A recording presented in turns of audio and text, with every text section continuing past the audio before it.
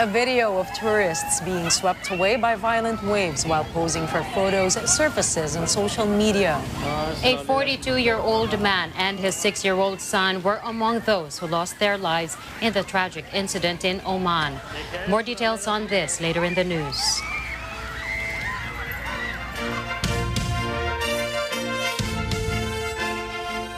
Good evening. I'm CJ Hero. And I am Nina Richie Alagao Flores. This is Mata ng Agila International.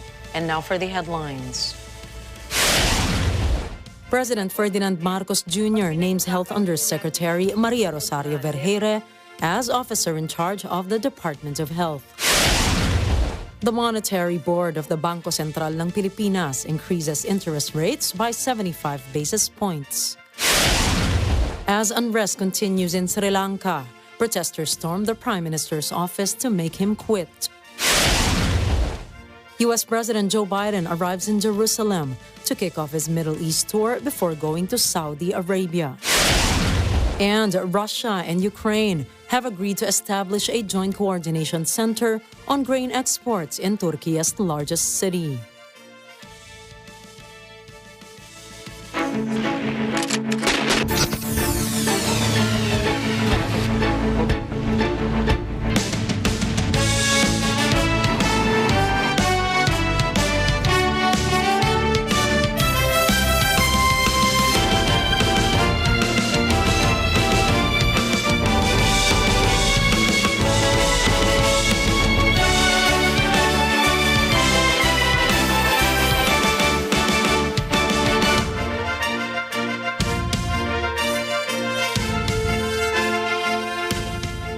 The Department of Education will not retract its decision to open the classes on August 22 amid calls for postponement. Mayan Corvera reports.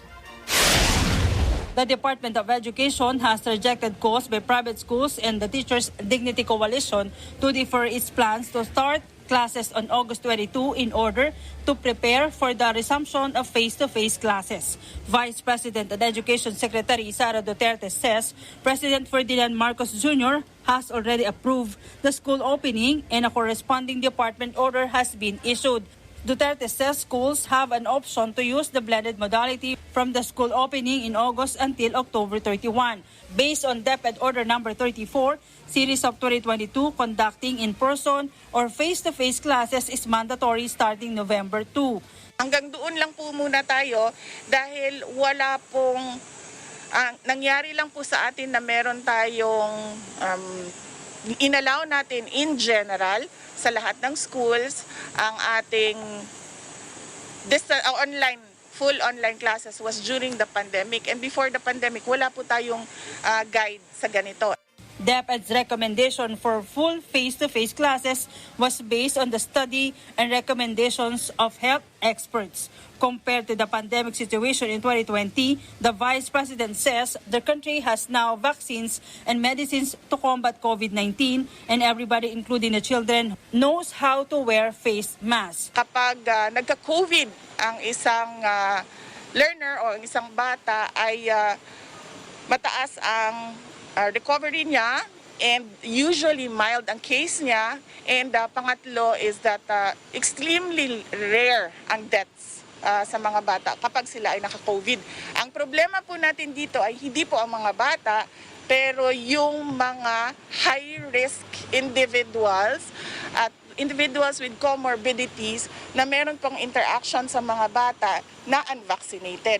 The Vice President guaranteed there will be no discrimination against learners who are unvaccinated, and they will not be obliged to avail vaccine. The DepEd will hold the schools responsible for implementing rules on social distancing depending on their capacity. Schools like Lucrecia Senior High School in Quezon City have started preparing for the full implementation of face-to-face classes. Previously, students observed a 2-meter distance, but it will be reduced to 1 meter. Ne-prepare po namin yung mga kakailanganin po, like yung pagsunod po sa mga minimum health and safety protocols. Naglagay na po kami ng mga markers, tapos yung mga hand washing facilities po, hinahanda po namin, yung isolation room, yung pong clinic namin, Yun po sa disaster risk reduction, inanda po namin. And then, nag-request na rin po kami sa DICT ng free Wi-Fi. Students will also be obliged to bring their own food since the school canteen will not be open to avoid possible exposure. The teachers agree with Vice President Duterte that in-person classes are more effective when it comes to teaching the students. Truthfully, learning losses sa mga bata kapag sila po ay nasa online classes or nasa distance learning. So, hindi ko lang po ma-cite yung title ng research paper sa ngayon, but yun po yung nakita nila doon, yun po yung conclusion ng kanilang research. At ang nakalagay pa doon is that it is more pronounced in learners which are in disadvantaged homes. So, ibig sabihin po nun, it is worse doon po sa ating mga pamilya na naghihirap. Mayan Corvera reporting for Mata ng Agila International, trusted, connected, on point. The majority of Filipinos favor the resumption of face-to-face classes. In a Pulse Asia survey conducted from June 24 to June 27 and participated by 1,000 respondents, 67% said they strongly agree, 27% said they somewhat agree, and 4% could not say if they agree or disagree. Only 2% said they disagree with holding full in-person classes. The respondents represented all classes of society, ranging from A to E. The survey result is far different from that of the same survey conducted in June 2021, where just 44% of the respondents favored the resumption of face-to-face classes. President Ferdinand Marcos Jr. has appointed Health Undersecretary as officer in charge of the Health Department, pending the appointment of a permanent secretary. Eden Santos has the details. Malacanang has announced the appointment of Health Undersecretary Maria Rosario Vergere as officer in charge of the Department of Health. Press Secretary Trixie Cruz Angeles says the Marcos administration is still evaluating nominations for the next health chief, who will play an important part in the government's response to the COVID-19 pandemic and other health issues. Based on Memorandum Circular Number 1, Vergere will function as OIC until July 31. Si Dr. Rosario Vergere, kasalukuyang pangalawang kalihim para sa Public Health Services ng DOH, ay itinalaga ng ating Pangulo bilang OIC ng Departamento. Angeles says the President may extend Vergere's term as OIC until a permanent chief is appointed. Tama po kayo na ang MC1 nagtatalaga lang po ng OIC hanggang sa katapusan ng buwan. Ini-expect natin kung wala pa pong naitatalaga na pinuno ang DOH before that time ay i-extend ang pagka-OIC. But titignan po natin kung ano mangyayari during that time. Medyo speculative pa po kasi yun eh. The Department of Health thanked President Marcos after naming Vergere as the agency's OIC. In a statement, the DOH family said the President had proved his trust in the department's career executives by bestowing such responsibility on one of them. The DOH family vowed to cooperate and help the administration as they have done in the past. In a separate statement, Dr. Jose de Grano, president of the Private Hospitals Association of the Philippines, said Marcos made a good choice pending the appointment of a permanent health secretary. Meanwhile, Angeles also announced President Marcos' appointment of Melquiades Robles as general manager of the Philippine Charity Sweepstakes Office. Robles was the administrator of the Light Rail Transit Authority during the time of former President Gloria Macapagal Arroyo. At bilang administrador ng LRT, siya ay kinikilala na kauna-unahang administrator na to have made that agency profitable. Eden Santos reporting for Mata ng Agila International. Trusted, connected, on point. President Ferdinand Marcos Jr. has yet to decide if the current COVID alert status in Metro Manila and beyond will remain. Prior to the start of the Marcos administration, the then Duterte administration put Metro Manila and 84 other areas in the country under Alert Level 1 from July 1st to 15th. Press Secretary Trixie Cruz Angeles said the Interagency Task Force for the Management of Emerging Infectious Diseases has no scheduled meetings on the matter. But she clarified that IATF continues to function amid the transition. Angeles added that President Marcos may opt to keep the existing alert status. Titignan po natin, medyo speculative kasi maaari naman po tayong gumawa ng extension for necessary agencies kung sakasakali. So we will see.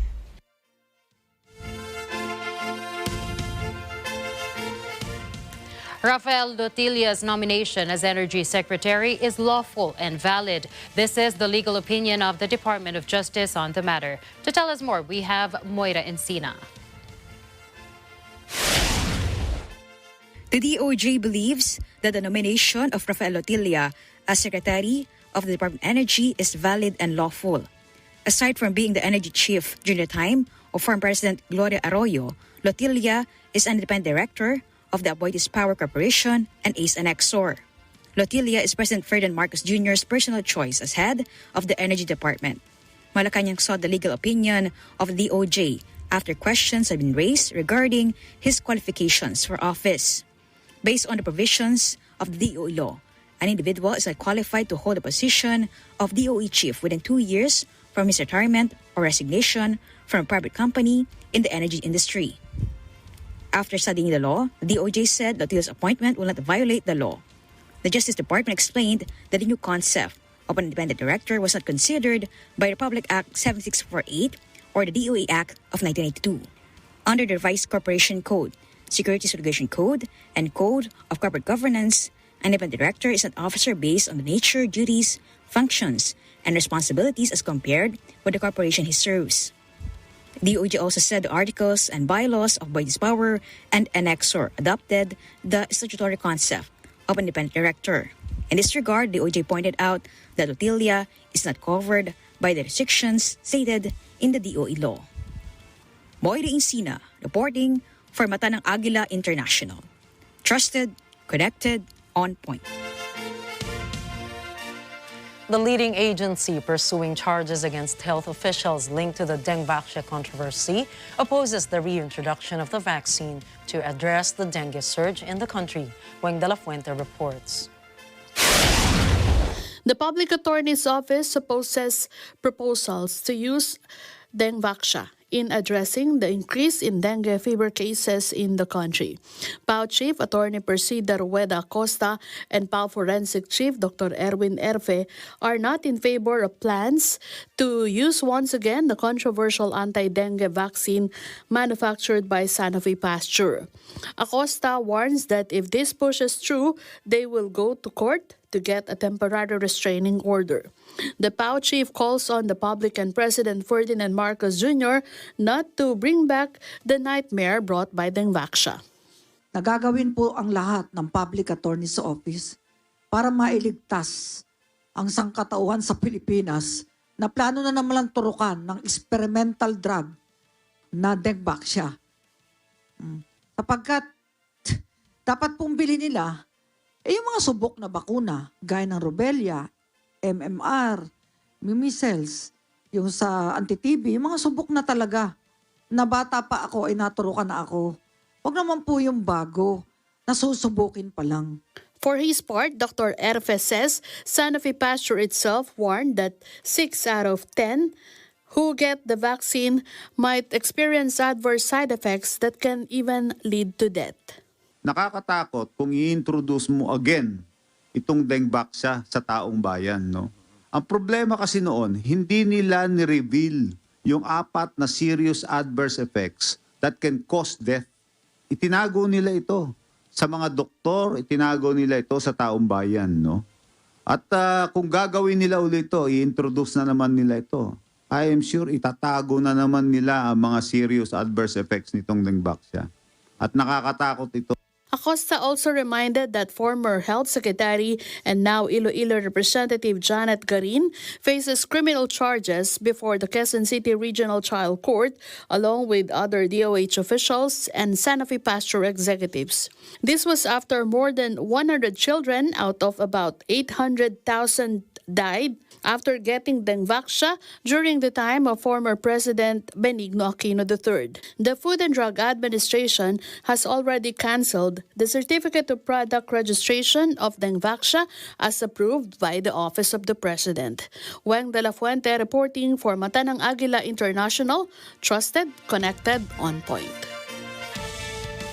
The Philippine National Police will impose a gun ban in Metro Manila as part of the security arrangements for the first State of the Nation address of President Ferdinand Marcos Jr. PNP says it will temporarily suspend permits to carry firearms outside of residence, effective throughout Metro Manila from 12:01 of July 22 until 12 midnight of July 27. The PNP says they will not be complacent with the security, although they have not received any serious threat on the activity. Protest actions will be allowed, but a no permit, no rally policy will be strictly imposed. Militant groups may hold their rallies, but only in freedom parks like the Quezon City Memorial Circle.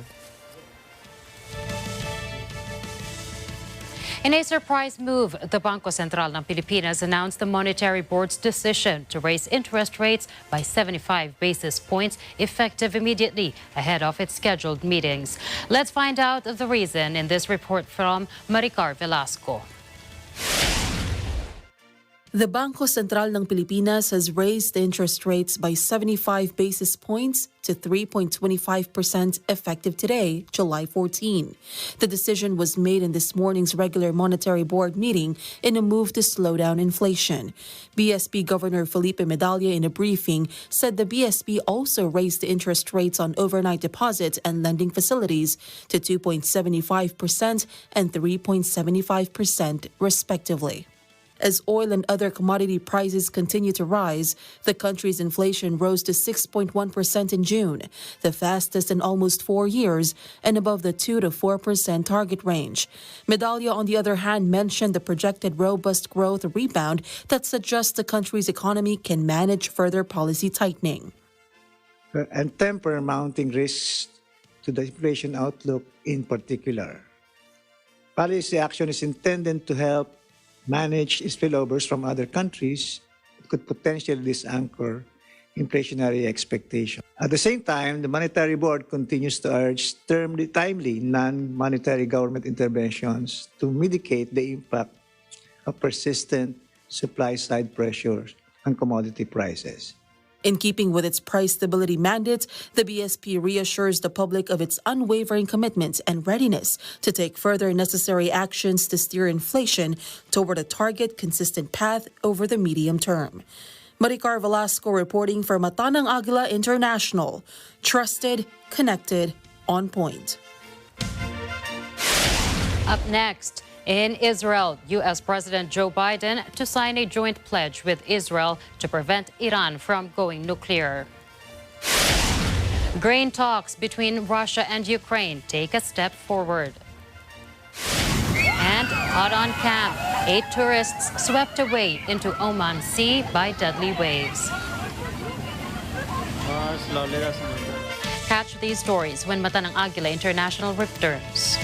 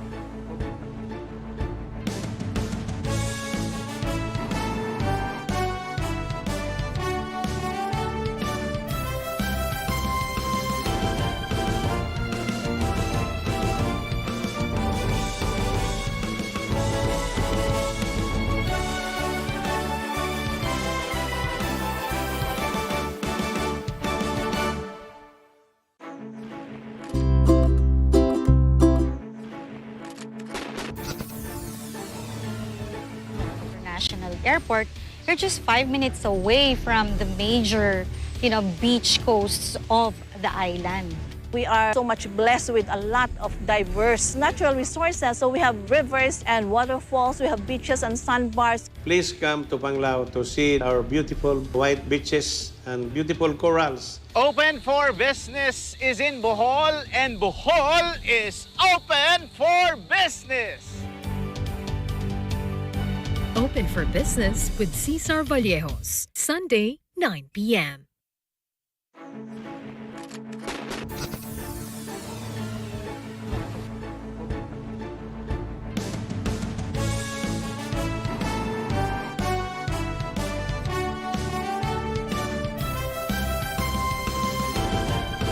Is brought to you by 318 Automart, Arlex Trading and Construction Supplies.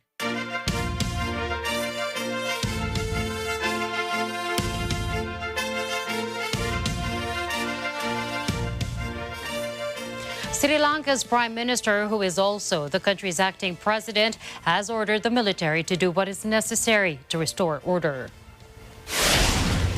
But protesters remained defiant as they stormed the Prime Minister's office on Wednesday. The crowd was met with tear gas and water cannons. Armed security personnel held them off. The protesters are demanding Prime Minister Ranil Wickremesinghe to step down. Earlier last week, President Gotabaya Rajapaksa fled the country after his home was mobbed by protesters. He is now in neighboring Maldives, where he is immune from arrest. No matter who forms the next government in Sri Lanka, it will be an uphill battle to improve economic conditions. The country is broke, and supplies of essential goods such as medicine, food, and fuel have nearly run out. Talks are underway with the International Monetary Fund for a possible bailout. In Panama City, thousands of people continue their protests, calling on the Central American country's government to do something about the high cost of living. The demonstrations have been going on for more than 2 weeks now. Some major highways have been closed as large crowds of people took to the streets. They say they cannot afford to live. President Laurentino Cortizo will cut the price of gasoline by 24% this Friday, and he has announced a price freeze on several essential food products. But unions behind the protests say that is not good enough. They say the demonstrations will continue until there is a general reduction in prices. U.S. President Joe Biden and Israel's Prime Minister Yair Lapid signed a security declaration affirming their united front against Iran as Biden holds bilateral talks in Jerusalem. A Biden administration official who requested anonymity said the declaration includes a commitment to never allow Iran to acquire a nuclear weapon and to address Iran's destabilizing activities, particularly its threats to Israel. Lapid, Israel's caretaker leader ahead of an election in November, had previously said Iran would top the agenda in his talks with the U.S. president. The declaration they signed reaffirmed unbreakable bonds between the two countries and expand on the long-standing security relationship between the United States and Israel, according to the U.S. official. An Israeli official, also speaking on condition of anonymity, said the document was going to be a living testimony to the unique quality, health, scope, depth, and intimacy of the U.S.-Israel relationship. Israel is staunchly opposed to a nuclear deal Iran signed with world powers in 2015, and which Biden is trying to get back on track after his predecessor, Donald Trump, withdrew U.S. support.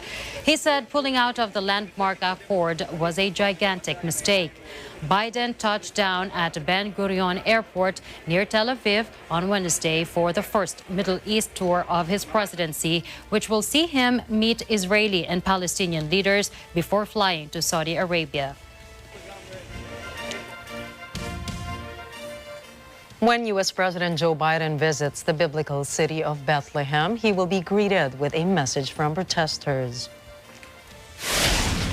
Palestinians have long felt they are second-class citizens in Israel. Protesters have put up banners in Bethlehem reading, "Mr. President, this is apartheid." They claim Israel annexed East Jerusalem as their own. While in Bethlehem, Biden will meet with Palestinian leaders, including Palestinian Authority President Mahmoud Abbas. There is no expectation of bold announcements toward a fresh peace process. Turkish Defense Minister Hulusi Akar told local media that Russia and Ukraine have agreed to establish a joint coordination center on grain exports in Istanbul, which will include representatives from all parties. Akar told journalists that an agreement has been reached on technical issues, such as joint controls at the destination points and the safety of navigation on the transfer routes. He added that Russian and Ukrainian delegations should meet again in Turkey next week, since the parties would review all the details once again during that meeting.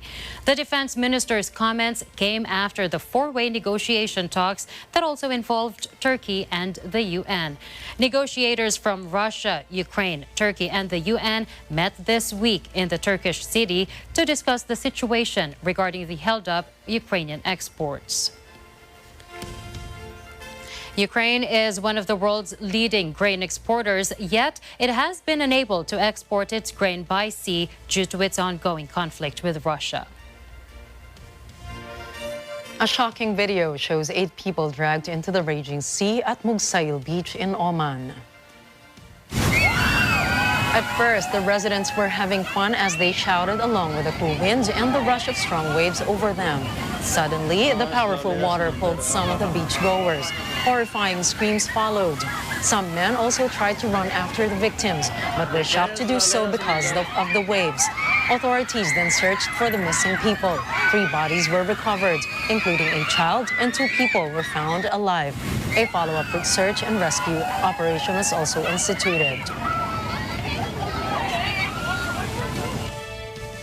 Now, in the United States, survivors of recent mass shootings and victims' relatives marched near the Capitol demanding gun control regulations. Javier Cazares, the father of a girl killed in the Uvalde school shooting, calls a leaked surveillance video of the police inside the school embarrassing. Cazares says, and these are his words, the police are cowards. I saw it, and it's embarrassing to see how they acted. You know, you had guys laughing in there, you saw guys cleaning their hands, you know, people texting on their phones. You know, it just the lack of tactics. You know, they should have been in there faster. You know, they should have done a lot of things better. And it's embarrassing. You know, that's why they didn't want that video to come out, but it's out now. In a way, it's good and bad that it came out right now. They could have waited, but they didn't.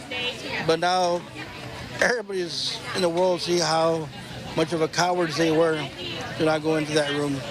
My own, as he walked into my youngest daughter's classroom, tasked with pronouncing dead. The Chinese military intercepted a U.S. destroyer reportedly sailing near the Paracel or Shisha Islands in the South China Sea, according to the People Liberation Army's command. Beijing alleges that the U.S.'s Benfold illegally entered into Chinese territorial waters. The U.S. Navy said the guided missile destroyer only asserted navigational rights and freedoms in the South China Sea, which is consistent with international law. China answered back, stressing that it does not impede freedom of navigation or overflight, but it also accused the United States of deliberately provoking tensions. The latest industrial action over pay, jobs, and conditions is expected to cause travel chaos in the UK at the height of the summer holidays. From London, we have Ryan Florentino reporting. Workers at rail operators and Network Rail will strike for 24 hours on the 27th of July in a dispute over pay, the RNT union has announced. The news comes after the union rejected a pay offer from Network Rail, which it described as paltry, and after 3 rail strikes last month, which crippled services across the country. RMT General Secretary Mick Lynch said the offer from Network Rail represents a real terms pay cut for our members, and the paltry sum is conditional. on RMT members agreeing to drastic changes in their working lives. We have made progress on compulsory redundancies, but Network Rail are still seeking to make our members poorer, when we have won, in some cases, double what they are offering with other rail operators. The train operating companies remain stubborn and are refusing to make any new offer which deals with job security and pay. Mr. Lynch said that Network Rail members will strike from 2 a.m. onwards for 24 hours, and members of the train operating companies will take action from just after midnight on the same day. Reporting from London, United Kingdom, I am Ryan Florentino for Mata ng Agila International. Trusted, connected, on point. Next up, Greek media outlet set on fire in a suspected arson attack. In Poland, remains of 8,000 Nazi war victims found in a mass grave. And Spain sounds high alert for a scorching heat wave. Details of these stories when Mata ng Agila International returns.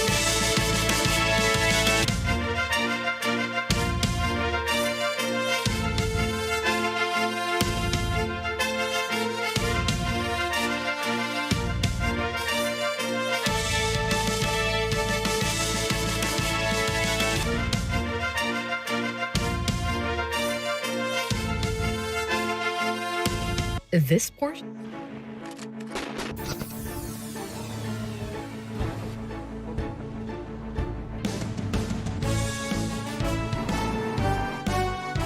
Miffy, a sweet little bunny. Miffy, a smart little bunny. Miffy, a cute little bunny.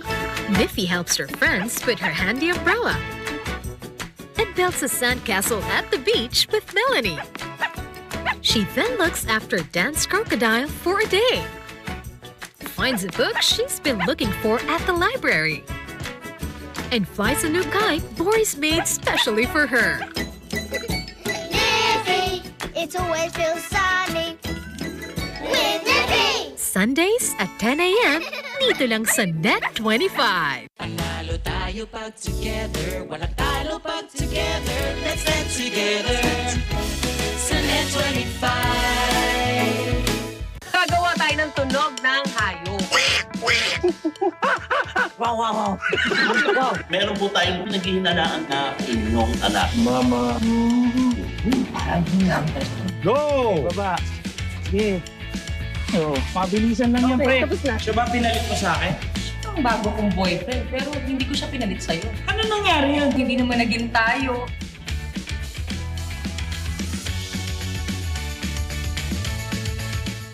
This portion is brought to you by Source Alliance.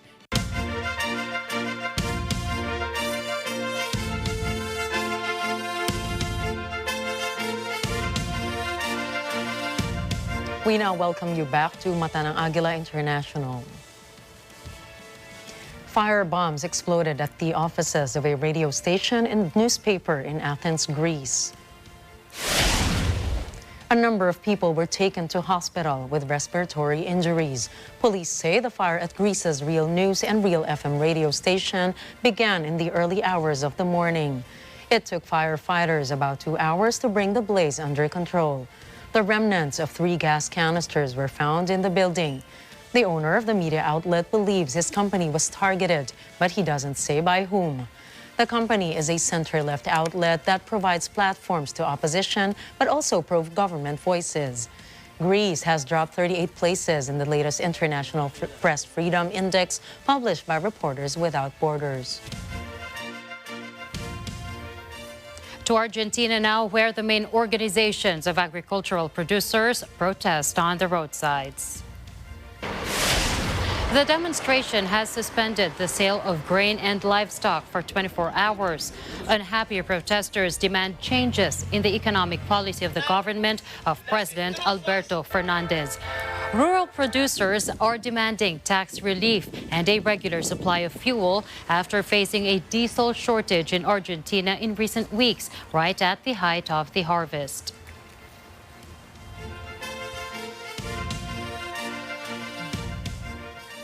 A mass grave containing human ashes equivalent to 8,000 people has been discovered near a former Nazi concentration camp in Poland. The Institute of National Remembrance says the remains were unearthed near the Soldau concentration camp north of Warsaw. Estimates have put the number of people killed at Soldau at 30,000, but the true number has never been established. More than 17 tons of ashes were discovered at the site. The camp was built by Nazi Germany as a place of internment and extermination for Jews, political opponents, and members of the police elite. The victims were probably killed around 1939 and were mostly Polish elites. In 1944, Nazi authorities ordered Jewish prisoners to dig up the bodies and burn them to wipe out evidence of the war crimes. DNA analysis could be done on the ashes. French President Emmanuel Macron announces that a new military law for the period 2024 to 2030 will be submitted to Parliament by early next year. The military law is aimed at adapting budgetary efforts in view of the possible return of a high-intensity confrontation. This was according to Macron at the traditional reception given by the Minister of the Armed Forces on the eve of July 14.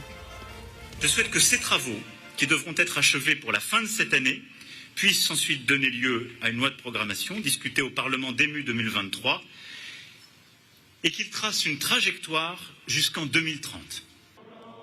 The French president also vowed to continue ensuring that more women join the military and fighting against all forms of discrimination, whether sexist, sexual, religious, or racial, which is an absolute necessity for good governance.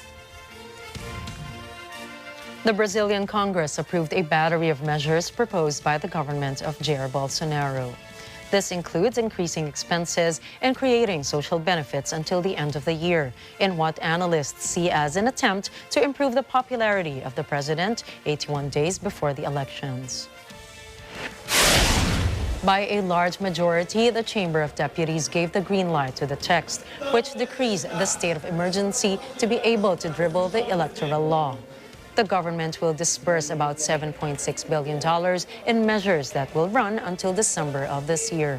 Among other benefits, the government will increase by 50% to about $110 per month the Auxílio Brasil program. Amid a rebound in energy prices, Brazil will also create a monthly aid for truckers worth $185, expand aid to the poorest to buy gas canisters, and introduce new aid to taxi drivers. The measures, included in a draft constitutional amendment, were described by analysts as PEC kamikaze due to the risk to the balance of public accounts. Critics of Bolsonaro have questioned the legality of the PUC, which, in addition to circumventing the spending ceiling rule, could violate the Brazilian law that prevents the executive from granting new benefits in an election year. But Bolsonaro wrote on Twitter, defending his move, that if nothing was done to relieve Brazilians of the impact of stay-at-home that the economy later sees and the war in Ukraine, the left and journalism would then claim omission. Most of Spain is on high alert, with temperatures rising above 45 degrees Celsius, with swathes of Western Europe hit by a second heat wave in a matter of weeks. Regions have been reported to be suffocating, especially the worst affected Andalusia in the south, Extremadura in the southwest, and Galicia in the northwest. Forest fires have already burned at least 8,600 acres in western Spain, near the border with Portugal. Nearly 500 residents have been temporarily evacuated due to a fire northwest of Madrid. Farmers in Catalonia face almost empty ears of barley and wheat, even as the price of cereals has increased. Half of the farmers' production has been lost this year due to successive heat waves, falling from 4,000 kilos of grain per hectare to 2,000. France and Portugal have also seen scorching temperatures this week, and forest fires have broken out in all three countries. The heat wave, which began last weekend, is expected to last until Sunday. At the peak of the tourist season, people from all around the world visit California's Yosemite National Park. But with a Washburn fire raging in its southern part, visitors are not only concerned about safety, they also need patience to get in, since waits outside the park's western entrance can take up to 2 hours. Yeah, a little bit, because we can smell the fire from here. Yeah. So yes, we are a little bit worried, but we hope that we will get some information if we have to turn around. Hundreds of firefighters scrambled this week to prevent a wildfire from engulfing an area of rare giant sequoia trees. Fire Management Service said 545 firefighters were battling the fire, including proactively protecting the grove, the largest group of sequoias in Yosemite, with over 500 mature trees. The previously out-of-control blaze is now 25% contained, but the weather is expected to remain hot and dry for the next few days. The Mariposa Grove remains closed to the public as crews work to remove quick-burning leaves, sticks, and branches, as well as drench the ground in giant sequoias. Well, the south entrance is a major entrance into Yosemite coming from Fresno and Los Angeles and Point South. Wawona is a major tourist destination with a large historic hotel and a lot of residents, seasonally and permanent. So this part of the park is closed.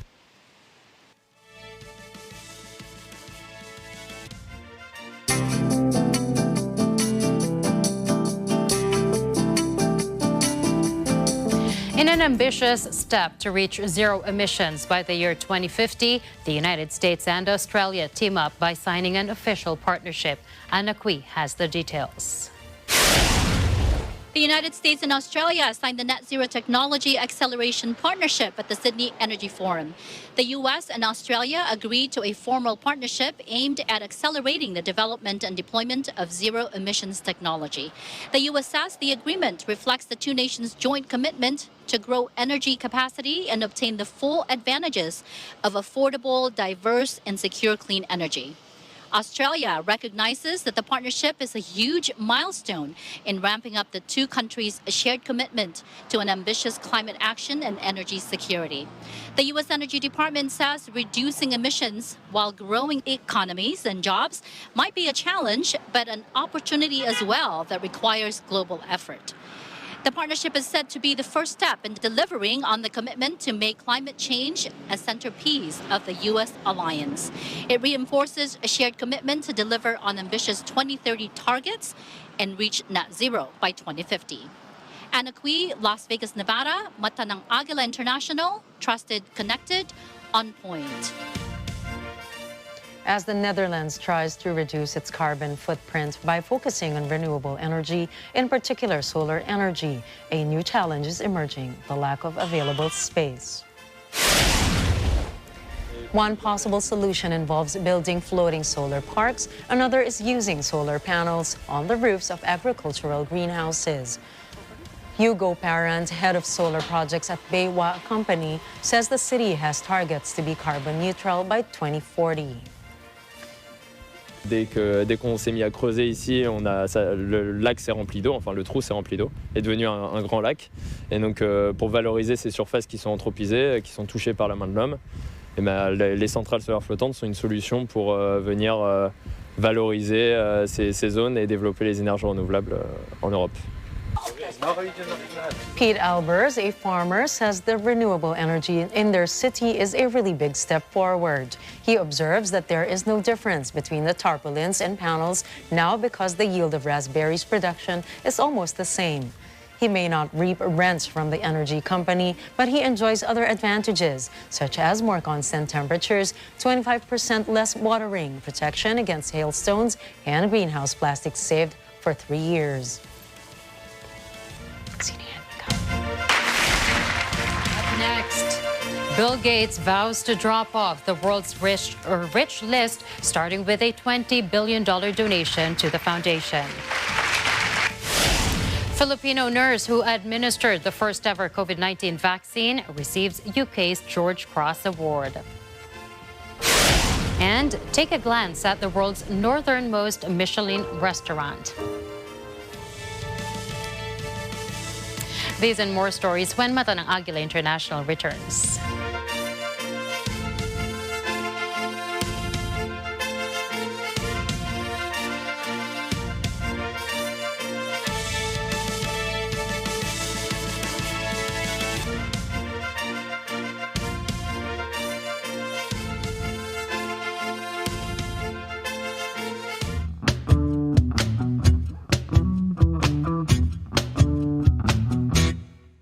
Ang Quezon City, sarap panoorin. Sa Quezon City, balay tawag gagawin. Kaya sa Quezon City Show, sumama na lahat tayo. Sa Quezon City, sa Quezon City. Kung ika'y lonely, wala kang magawa. Walang magawa daw, oh. Sa Quezon City, sa love trip ka matadapa. Kaya buksan ang TV nyo, sa Quezon City na tayo. Sa Quezon City, sa Quezon City. Buong pamilya, pati ang barkada. Kuya, ang inyong aso, pati inyong mga pusa. Magsama-sama tropa nyo, sa Quezon City na tayo. Sa Quezon City, sa Quezon City. Okay nga eh. Yun. Okay. Morning show na always nagbibigay ng ngiti at saya sa bawat kada all over the world. Tara na't ma-inspire at ma-amaze sa kwento ng mga bawat kada na nagwagi sa anumang hamon at pagsubok ng buhay. Itago na mga remote control at tumambay lang dito sa paborito niyong barkada sa umaga, ang Kada Umaga! Dahil kayo ang bida dito.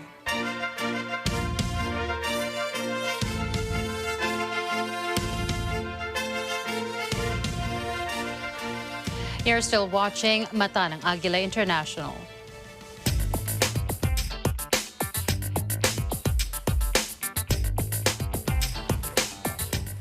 Cryptocurrency investment platform Celsius announced that it had filed for bankruptcy in the U.S. a month after it froze withdrawals from its platform. Celsius's announcement is regarded by some investors as the latest sign of an industry in turmoil.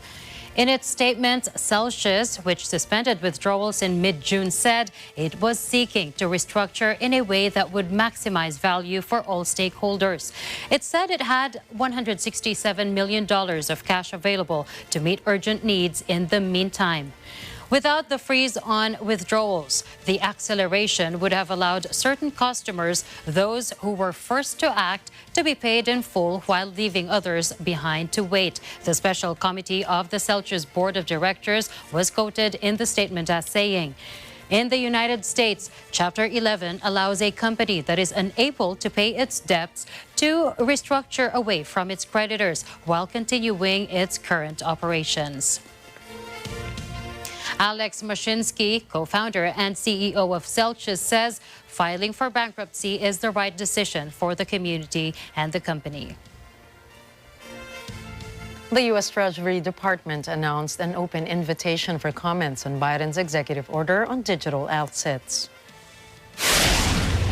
According to the latter, the department should study the impact of cryptocurrencies on the financial system, economic growth, and national security. Those looking to comment on the executive order have until August 8.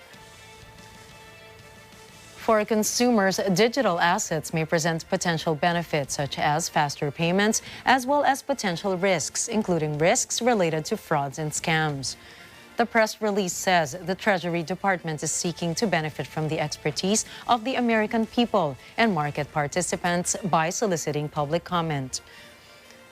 The Department of the Treasury wants the public to answer a number of questions. In particular, indicate the reasons for the popularity of the crypto, name the advantages of decentralized systems, and assess potential risks. The great crises of our time require all of us to do more. This is what Microsoft billionaire Bill Gates declares as he moves $20 billion of his wealth into the endowment of the Bill and Melinda Gates Foundation. The foundation, one of the world's largest philanthropies, plans to increase its payouts by 50% over pre-pandemic levels, from nearly $6 billion to $9 billion each year by 2026. It is also ramping up its spending in the face of global health challenges, including the pandemic and the war in Ukraine. The Microsoft billionaire and Melinda French Gates have both pledged to donate the vast majority of their wealth to the foundation they established together 20 years ago, as well as to other philanthropic endeavors. The massive donation brings the foundation's total endowment to $70 billion. According to Bloomberg's Billionaire Index, Bill Gates is currently the world's fourth richest person with an estimated net worth of around $114 billion. But he doesn't intend to rank that high forever. Gates wrote in a blog post that he will move down and eventually off the list of the world's richest people, adding that he has an obligation to return his resources to society in ways that have the greatest impact. He also hopes others in positions of great wealth and privilege will step up at this moment too.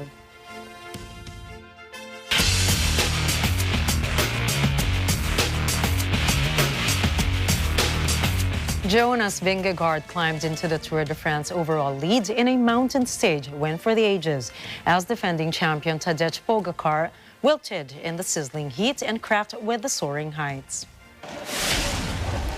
The Dane finished 59 seconds ahead of Colombian climber Nairo Quintana, who predicted just this kind of shakeup earlier this week. Yeah, it's really incredible. It's hard for me to put words on. Yeah, this is what I dreamt of.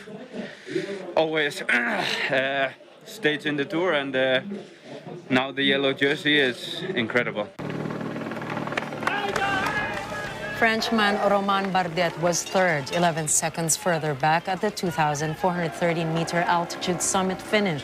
He appears to have the form to make a deep run. An exhausted Pogačar looked broken as he crossed the line 7th, 2 minutes 51 seconds adrift at the summit of the 11.5-kilometer ascent of the Col du Granon in the Southern Alps. I want to race until the end. I want to give it everything and to have no regrets. It was the first ever Tour stage win for Vingegaard, who finished runner-up behind Pogačar in 2021.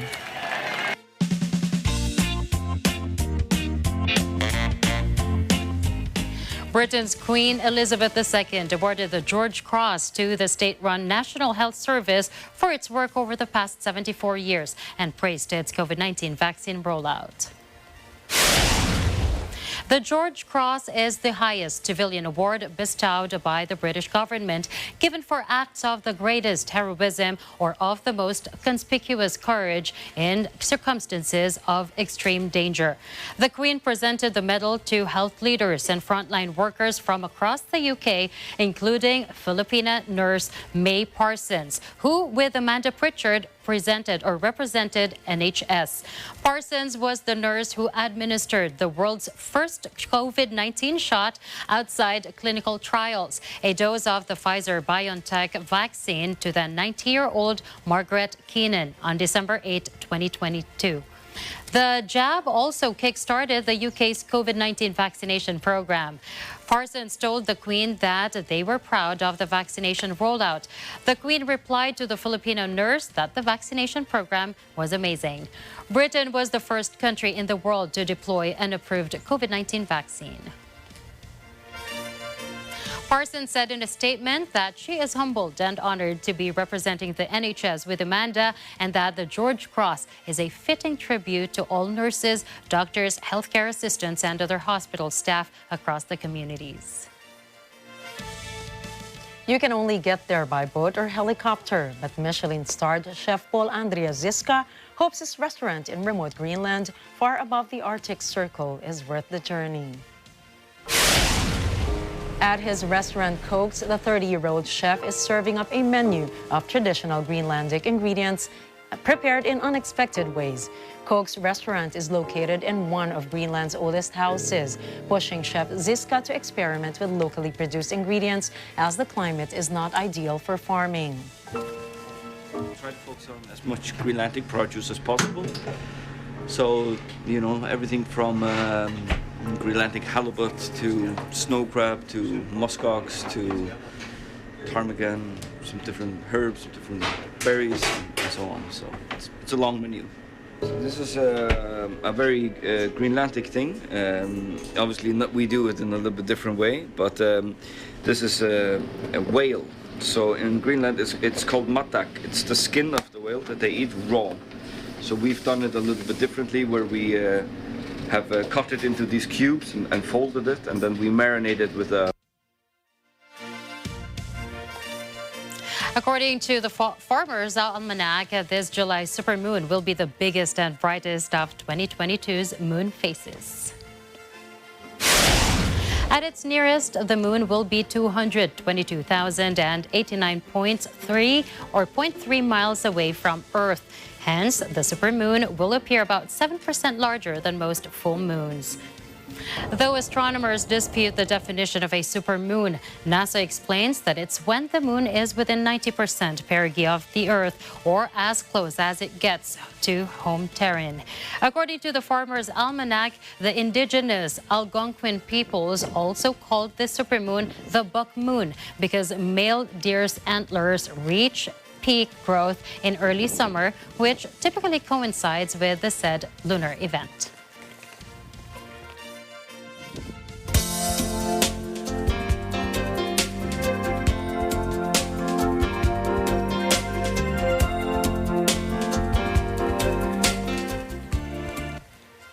Get your daily dose of history with today's historical events.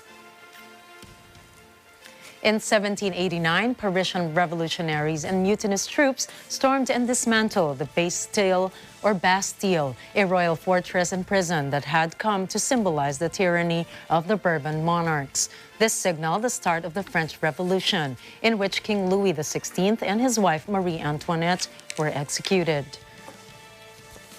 In 1974, the Philippines hosted the Miss Universe Beauty Pageant for the first time. Among the 65 contestants from all over the world who participated, Amparo Muñoz of Spain won the crown. The venue of the event, the Folk Arts Theater in Manila, was commissioned by then First Lady Imelda Marcos. And in 2013, the world's last telegram was sent as India's state-run telecommunications company ended its telegram service. In the said South Asian country, the telegram service was used for a good long 163 years. It was the fastest means of communication for a lot of Indians before phones came into existence. Changing times. Concluding tonight's broadcast is a quote from Marie Curie, a Polish and naturalized French physicist and chemist. Be less curious about people and more curious about ideas. You know how they say smart people are interested in ideas more than they are interested in people. Let's just stop talking about people. And that's a wrap for tonight's news. Catch the latest updates in our social media channels. I'm CJ Hero. And I'm Nina Richie Alago Flores. This is Mata ng Agila International. Trusted, connected, on point.